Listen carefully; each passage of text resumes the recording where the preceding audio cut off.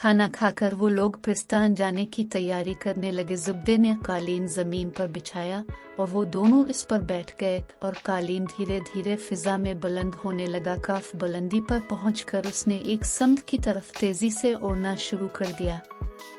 चूंकि रात हो गई थी इसलिए नीचे तारीकी के सिवा कुछ भी नहीं दिखाई दे रहा था।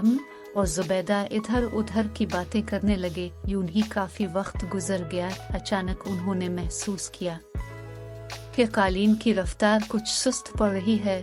उन्होंने झांक कर नीचे देखा और उनकी आंखें फटी की फटी रह गई। दूर दूर तक बेहद खूबसूरत और आलीशान मकानों की एक कतार फैली ही थी, जो कि दूधिया रोशनी से जगमगा रही थी। उनका कालीन शाही बाग में इस जगह उतरा जहां जुबैदा का बाप यानी बादशाह चहलकदमी कर रहा था। पिन बेटी को देखकर वो इसकी तरफ बढ़ा और उसे गिले से लगा लिया। जुबैदा ने उम्र का तारुफ बादशाह से कराया। वो उम्र से भी मिलकर बहुत खुश हुआ। फिर उन्हें लेकर महल के अंदर आया। महल को देखकर उम्र हैरत ज़दा रह गया। इतना खूबसूरत और आलीशान महल उसने ख्वाबों में भी नहीं देखा था। जुबैदा भी यहाँ आकर बेहद खुश नजर आ रही थी। बादशाह एक ठंडी सांस भरकर बोला, जुबैदा बेटी, काश आज तुम्हारी माँ भी इस जगह होती तो कितना खुश होती। मैंने इसे दुनिया के कोने कोने में तलाश करवाया है मगर वो नहीं मिली। माँ के जिक्र ने जुबैदा को रंजीदा कर दिया था। वो सिसकियां ले लेकर रोने लगी। बादशाह ने बड़ी मुश्किलों से उसे चुप करवाया। इसका दिल बहलाने के लिए फौरन परियों के नाच का इंतजाम के लिए कहा। जुबैदा और उमर खूबसूरत परियों के नाच गाने से लुत्फ अंदोज होने लगे। नाच गाना खत्म हुआ तो वो दोनों बाग में आ निकले। बाग में हर तरफ भीनी भीनी खुशबू फैली हुई थी। इन दोनों को बाग की सैर करने में बड़ा लुत्फ आ रहा था। अचानक जुबैदा को कुछ याद आ गया। वो चलते चलते रुक गई और उम्र से बोली, उम्र, आपको अपना वादा याद है ना? हाँ, मुझे अच्छी तरह याद है। उम्र सर हिलाकर बोला, आपकी उम्मी को ढूंढने की मैं पूरी कोशिश करूंगा। उसकी बात ने जुबैदा को मुतमईन कर दिया था।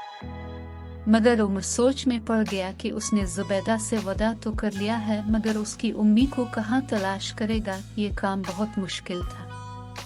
मगर उमर ऐसा नौजवान नहीं था कि हिम्मत हार बैठता। उसने अहद कर लिया कि जब तक जुबैदा की उम्मी नहीं मिल जाती वो चैन से नहीं बैठेगा। जुबैदा की दोस्ती कई परियों से हो गई थी। क्योंकि वो पिस्तान की शहजादी हो गई थी इसलिए उसे बड़ी इज्जत दी जा रही थी। महल की कनीज परियों से भी इसकी दोस्ती हो गई थी। इस वक्त वो उन्हें के साथ बाग में झूला झूल रही थी। उम्र बादशाह से बातों में मसरूफ था।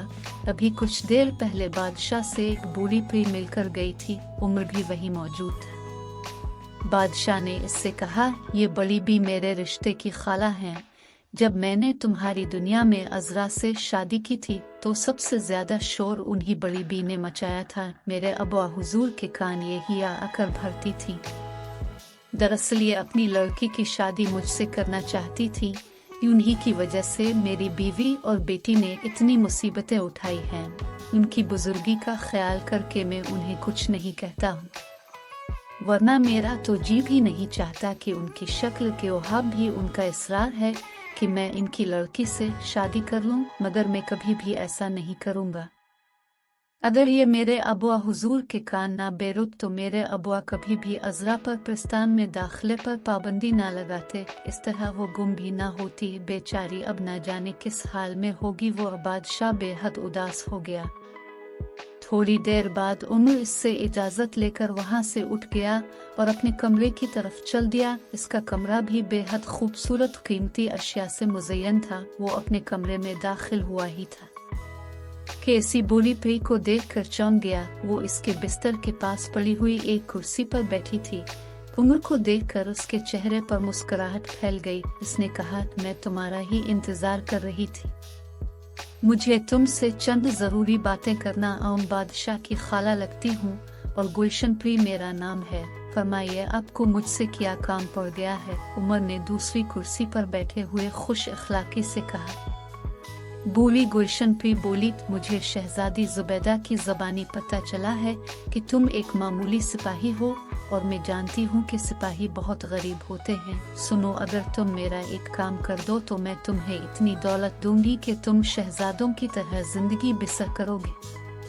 मुझे दौलत का कोई लालच नहीं है, तुम अपना काम बताओ। अगर मेरे बस का हुआ तो मैं जरूर करने की कोशिश करूंगा। तुम्हें मालूम है कि बादशाह की बीवी खो गई है। बगैर मलिका के बादशाह कुछ अच्छे नहीं लगते, लिहाजा तुम बादशाह को मजबूर करो कि वो मेरी लड़की से शादी करने पर आमादा हो जाए। गुलशन परी ने खुशामदाना अंदाज में कहा, वो तुम्हारी समझाने से जरूर मान जाएगा। उमर को इस बात की जरा सी भी तवक्को नहीं थी कि गुलशन परी इससे इस किस्म का काम करने को कहेगी। वो सोच में पड़ गया। फिर उसने कहा, तुम मुतमिन रहो, मैं बादशाह से इस मसले पर गुफ्तगू करूंगा। गुलशन परी खुश होकर चली गई। उमर को वो बूढ़ी परी बड़ी मकरूर मालूम हुई। एकदम से इसके दिमाग में ये ख्याल आया कि कहीं वो तो जुबैदा की उम्मी की गुमशुदगी की जिम्मेदार तो नहीं। हो सकता है इसने ये सोचकर जुबैदा की उम्मी को कहीं छुपा दिया हो कि बादशाह उसकी तरफ से मायूस है कर दूसरी शादी इसकी बेटी से कर ले। कि ख्याल इसके दिल को भा गया, मगर उसकी तस्दीक जरूरी थी। इसने इसी रोज वापस अपनी दुनिया में जाने का फैसला कर ला। रात ज्यादा हुई तो इसने जुबैदा से कहा, जुबैदा, मैं इंसानों की दुनिया में जाना चाहता हूँ, क्या आप मुझे वो जादू का कालीन दे सकेंगी? जुबैदा परेशान होकर बोली, क्या आपका दिल पिस्तान में नहीं लग रहा है, या फिर आपको कोई बात तो बुरी नहीं लग गई? नहीं नहीं, ऐसी तो कोई बात नहीं। उमर ने हंस कर जवाब दिया, मैं यहाँ पर बहुत खुश हूँ, वो बस एक जरूरी काम याद आ गया था। अगर ये बात है तो फिर ठीक है, यहाँ की कोई चीज भी इस्तेमाल करने के लिए आपको इजाजत मांगने की जरूरत नहीं है। जुबैदा ने कहा, बहुत बहुत शुक्रिया। अच्छा जुबैदा, एक बात तो बताए, जब आप अपनी उम्मी के साथ महल में रहा करती थी तो वहाँ पर आपके कितने मुलाजिम थे? उमर ने पूछा, सिर्फ एक। वो भी 14-15 साल का एक लड़का था, किसका काम सिर्फ इतना था कि वो बाजार से सौदा सलफ ला दिया करता था। बाकी घर का हर काम उम्मी खुद ही अपने हाथों से करती थी। जुबैदा ने बताया, क्या आप बता सकती हैं कि वो लड़का अब कहाँ मिलेगा? उन्होंने दोबारा सवाल किया। जब मैं उम्मी की गुमशुदगी के बाद महल से चली थी तवास लड़के को भी नौकरी से जवाब दे दिया गया था। इसने मुझे बताया था कि अब वो एक नान भाई के पास नौकरी करेगा। मगर ये सब कुछ अब क्यों पूछ रहे हैं? जुबैदा ने हैरत से पूछा, यूं ही वक्त आने पर आपको सब कुछ पता चल जाएगा। उमर ने जवाब दिया। फिर उसने जादू का कालीन निकाला और आस पर बैठकर अपनी दुनिया की तरफ चल दिया।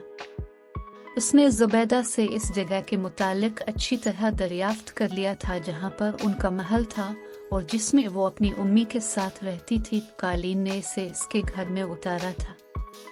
रात ज्यादा हो गई थी, इसलिए इसने कालीन को लपेटकर एक तरफ रख दिया और बिस्तर पर गिर गया।